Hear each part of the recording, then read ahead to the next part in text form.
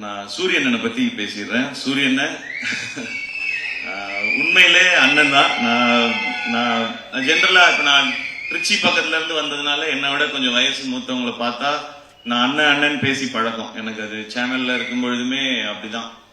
எல்லாரையும் அண்ணன் தான் கூப்பிடுவேன். அது வந்து ஒரு மரியாதை, இந்த ரெஸ்பெக்டுக்காக. பட் சூரியன் எப்பவுமே ஆத்மார்த்தமா நான் அண்ணன் தான் கூப்பிடுவேன். அவரு என்ன ஆத்மார்த்தமா தம்பின்னு தான் கூப்பிடுவாரு. இது வந்து சினிமா நட்பு அதெல்லாம் தாண்டின ஒண்ணு. அது எல்லாருக்குமே தெரிஞ்சது. அதை நான் தனியா சொல்ல தேவையில்லை. சூரியனனுக்கு முதல்ல அவரை கதையின் நாயகனா நீங்க நடிக்கலான்னு சொல்லி அவருக்கு ஃபர்ஸ்ட் கதை சொன்னது நான் தான். அவருக்கு ஞாபகம் இருக்கான்னு தெரியல. ஏன்னா இப்ப பெரிய பெரிய டைரக்டர்ஸோட ஒர்க் பண்றாரு. ஸோ அப்போ வந்து புதுசா கதை சொன்னவங்களை ஞாபகம் வச்சிருப்பாரான்னு தெரியல. சீமராஜா ஷூட்டிங் அப்போ ஒரு டைம் கேப் இருந்தது. நீங்க ஏன்னு லீடா தம்பி சும்மா என்ன மாதிரி பேசிட்டு போக கூடாது, நான் பாட்டுக்கு ஒரு வண்டியை ஓட்டிக்கிட்டு இருக்கேன், குத்திவிடுவேன் குத்தி அப்படின்னு சொன்னார் ஃபர்ஸ்ட். இல்லைன்னா இந்த மாதிரி ஒரு கதை பண்ணுங்கண்ணே, ஒரு கதையில ஒரு அழகான கேரக்டரா எடுத்து நீங்க பிரதானமா வர மாதிரி பண்ணுங்கன்னு ஒரு கதை சொல்லி சொன்னேன்.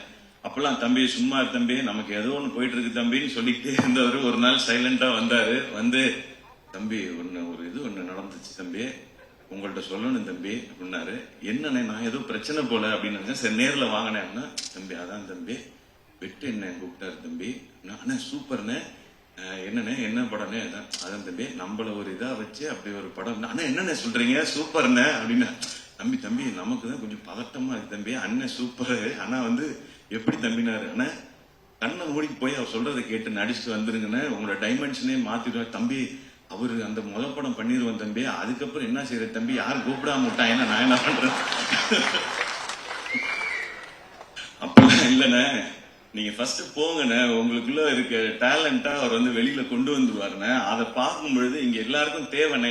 இப்படி ஒரு சேது சொன்ன மாதிரிதான் இப்படி ஒரு முகம் வந்து தேவை எல்லாருக்கும். இந்த மாதிரி கதை சொல்றதுக்கு நீங்க போங்க, அந்த எக்ஸ்பீரியன்ஸே நல்லா இருக்கும் அப்படின்னு சொல்லி அது எனக்கு கேட்கும் போதே சந்தோஷமா இருந்துச்சு. அப்ப நான் சொன்னேன், இதுதான் உங்க லைஃபோட பிக்கஸ்ட் டேர்னிங் பாயிண்ட், இந்த மொமெண்ட் தான்.